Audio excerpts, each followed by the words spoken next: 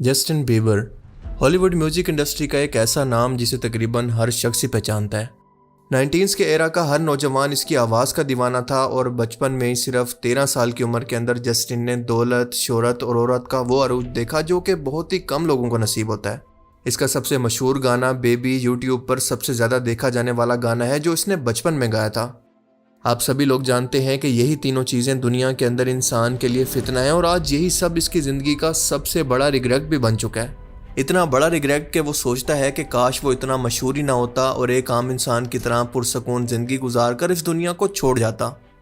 और ऐसा इसलिए क्योंकि इसने इस दौलत, शोहरत और दुनियादारी की लज्जतों को हासिल करने के लिए एक शैतानी दुनिया का इंतखाब किया और अब वो इस शैतानी दुनिया से बाहर तो निकलना चाहता है, लेकिन ये शैतानी दुनिया और इसके करिंदे अब इसकी जान लिए बगैर इसको नहीं छोड़ेंगे। बिल्कुल ऐसा ही जैसा कि माइकल जैक्सन के साथ हुआ, क्योंकि इसने इस तमाम दुनियावी दौलत को हासिल करने के लिए, शोहरत और औरत को हासिल करने के लिए अपनी रूह का सौदा किया था, एक स्टैंडिंग एग्रीमेंट किया था और एक लंबे अरसे तक इसको निभाता भी रहा।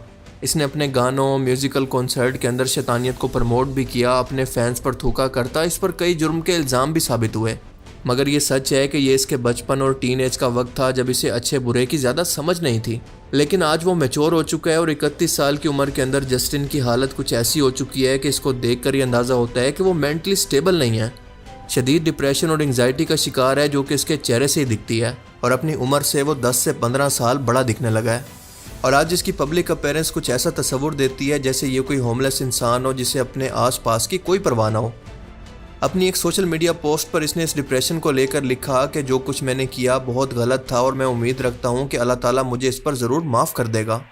अब आप यहाँ पर अल्लाह के नाम से कंफ्यूज ना हो, क्योंकि क्रिश्चियंस के यहाँ अल्लाह से मुराद वही अल्लाह है जो कि मुसलमान एक खुदा को मानते हैं। बस ये जीसस को नाउज़ुबिल्लाह अल्लाह का बेटा कहते हैं। तो क्या इसका मतलब है कि जस्टिन बीबर भी अगला माइकल जैक्सन बनने वाला है? क्योंकि माइकल जैक्सन ने भी इसी स्टैंडिंग वर्ल्ड से खुद को आज़ाद करने की कोशिश की थी जो कि म्यूज़िक इंडस्ट्री, जिसको स्टैंडिंग इंडस्ट्री भी कहा जाता है, कंट्रोल करती है। मगर इसकी कीमत इसको अपनी जान देकर चुकाना पड़ी।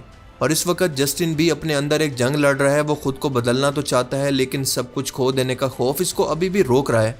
जैसा कि अल्लाह पाक कुरान करीम के अंदर फरमाता है, जिसका मफहूम है कि हम दुनिया के अंदर तुम्हें मालो दौलत, शोहरत देकर आजमाएंगे और लेकर भी। 2013 और 14 के अंदर इसकी कम उम्री की शोहरत बदनामी के अंदर इस तरह से बदली कि पापराजी यानी स्ट्रीट फोटोग्राफर से झगड़ा, पड़ोसी के घर पर अंडे फेंकने का केस जिसका इंजाम DUI और फिर 2014 के अंदर मियामी में एंगर मैनेजमेंट क्लासेस और जुर्माने पर हुआ। 2019 के अंदर इसने अपनी एक इंस्टाग्राम पोस्ट के अंदर कहा कि वो अंदर से इमोशनली एक जंग लड़ रहा है और जब तक ये अपने डीप इश्यूज को रिजॉल्व नहीं कर लेता तब तक म्यूजिक से ब्रेक ले रहा है। और ये डीप इश्यूज क्या हैं ये तो नहीं मालूम, पर इसके असरात इतने गहरे हैं कि वो मेंटली इनस्टेबल हो चुका है।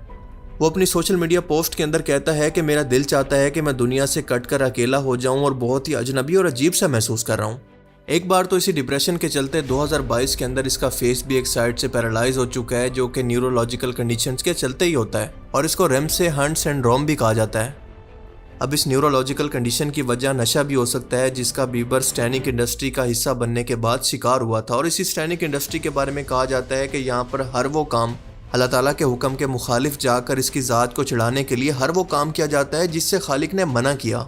मिसाल के तौर पर नशा, फहाशी, शैतानी सिंबलिज्म, माइंड प्रोग्रामिंग और शैतान की पूजा वगैरह और कबाला जादू, ये सब इसी का हिस्सा है।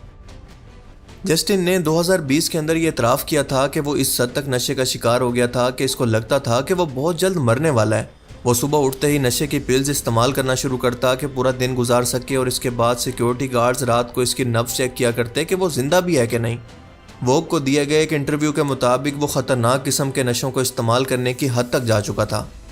लेकिन फिर फरवरी 2020 के अंदर जस्टिन बीबर और इनकी हालिया शादीशुदा बीवी हेली ने बताया कि वो क्रिश्चियनिटी मज़हब की तालीमात को स्टडी करके और थेरेपी की मदद से अब तमाम तरह के नशों से काफ़ी दूर हो चुका है। जस्टिन ने बताया कि माजी में इसने जो कुछ किया, जो गलतियां की, वो शर्मिंदगी इसको आज भी नहीं जीने देती, मगर वो आहिस्ता आहिस्ता इसको कबूल कर रहा है और मज़हब की तालीमात ने उसको ये सब कुछ भूलने के अंदर काफ़ी मदद की है। It was hard for me.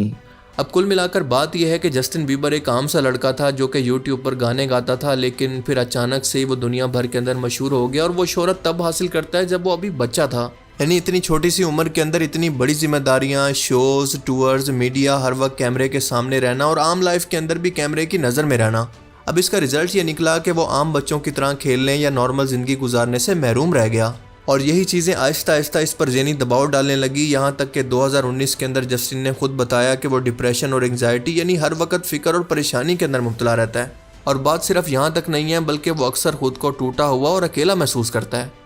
وہ بتاتا ہے کہ بچپن سے ہی کامیابی ملنے کے بعد جب اس پر بہت زیادہ پریشر بڑھنے لگا تو اس نے اس سے بھاگنے کے لیے نشے کا سہارا لیا اور پھر آہستہ آہستہ اسی نشے کی حد تک پہنچنے لگا۔ اور اسی ڈپریشن اور نشے کی وجہ سے اس کو کئی بیماریاں بھی لگ گئی، جس کی وجہ سے اس کے جسم کے اندر ہر وقت تھکن، کمزوری اور جلد پر مسئلے ہونے لگے، جسے میڈیکل ٹرم میں لائم ڈیزیز کہتے ہیں۔ اور دوسری بیماری کا نام ہے کرونک مونو، جو کہ لمبے عرصے تک کی تھکن اور کمزوری کو بڑھا دیتی ہے۔ اور اس کے علاوہ ریمسے ہنٹ، جس کا ہم نے اوپر ذکر کیا کہ 2022 کے اندر اس کو بیماری ہوئی تھی، جس کی وجہ سے اس کے چہرے کا ایک حصہ مفلوج ہو گیا تھا اور یہ بندہ ٹھیک سے آنکھ کو بھی بند نہیں کر پا رہا تھا۔ اسی وجہ سے اس نے اپنا میوزیکل ٹور بھی منسوخ کر دیا تھا۔ وہ مکمل طور پر اس وقت انڈسٹری کو تو نہیں چھوڑ رہا، لیکن اصل ترجیحات کی طرف لوٹ رہا ہے، یعنی فیملی کو ٹائم دیتا ہے، کام سے بریک لیتا ہے، دین کو سمجھ رہا ہے اور روحانیت کو سمجھنے کی کوشش کر رہا ہے۔ وہ اپنے کام سے بار بار وقفے لیتا ہے تاکہ اپنی صحت اور ذہنی سکون کو ترجیح بنا سکے، اور آج کے ٹائم کے اندر وہ بالکل ایک میچور انسان کی طرح بیہیو کر رہا ہے۔ سپتمبر 2019 کے اندر اس نے سوشل میڈیا پر ایک بہت بڑی پوسٹ لکھی تھی، جس کے اندر اس نے واضح طور پر کہا تھا کہ میں نے ماضی کے اندر بہت ساری غلطیاں کی، میں نے بہت لوگوں کو دکھ دیا، میں نے بہت سارے لوگوں کا فائدہ اٹھایا، بے وفائی کی، میں نے نشے کیے، میں نے دوسروں کے جذبات کا خیال نہیں رکھا اور میں اپنی غلطیوں پر شرمندہ ہوں۔ اور اس نے یہ بھی مانا کہ وہ شہرت کے نشے کے اندر تکبر اور بدتمیزی کرنے لگا تھا، لیکن اب وہ سدھرنے کی کوشش کر رہا ہے۔ 2021 کے اندر بیبر نے کھلے عام کہا تھا کہ میں نے شروع میں اپنی بیوی کے ساتھ بھی اچھا سلوک نہیں کیا، اس کے ساتھ بہت برا بیہیو کیا اور اپنی زندگی کے کئی حصوں پر مجھے آج بھی شرمندگی ہے، اور اس شرمندگی کو میں ایک سبق کی طرح لیتا ہوں تاکہ اپنے آنے والی زندگی کو بہتر بنا سکوں، اور میں کوشش کر رہا ہوں کہ دوسرے انسانوں کے لیے بہتر انسان بن سکوں۔ 2017 اور 18 کے بعد اس نے باقاعدہ طور پر چرچ جانا بھی شروع کیا اور باقاعدہ عبادت بھی کرنا شروع کی، اور مذہب کو لے کر اس کا کہنا تھا کہ میری زندگی بے قابو تھی لیکن ایمان نے مجھے سکون دیا۔ اور انسٹاگرام پر وہ بار بار بائبل کی آیات اور دعا کے پیغامات اکثر شیئر کرتا رہتا ہے۔ وہ کہتا ہے کہ اس کی حالیہ بیوی ہیلی بیبر نے اس کو ایمان کے قریب کیا کیونکہ وہ خود بھی ایک مذہبی فیملی سے تعلق رکھتی ہے، اور وہ اپنے پاسٹ کی نسبت بہت زیادہ روحانیت اور مذہب کی طرف لوٹ آیا ہے۔ وہ اپنے اندر شیطان اور ایمان کی ایک جنگ کو لڑ رہا ہے، جسے اگر وہ میڈیا کے سامنے پیش کرے تو شاید اپنی جان بھی گنوا سکتا ہے۔ اور دوسری بات یہ ہے کہ اگر بیبر اس سب کو چھوڑنے کا فیصلہ کر بھی لیتا ہے، اتنا حوصلہ پیدا کر بھی لیتا ہے، تو وہ جاننا چاہتا ہے کہ یہ سب کچھ چھوڑ کر دنیا اس کو کس شکل کے اندر قبول کرے گی۔ اسی سال 2025 کے اندر اس نے اپنا نیا البم بھی نکالا، لیکن آہستہ آہستہ وہ خود کو اس انڈسٹری سے دور بھی کر رہا ہے۔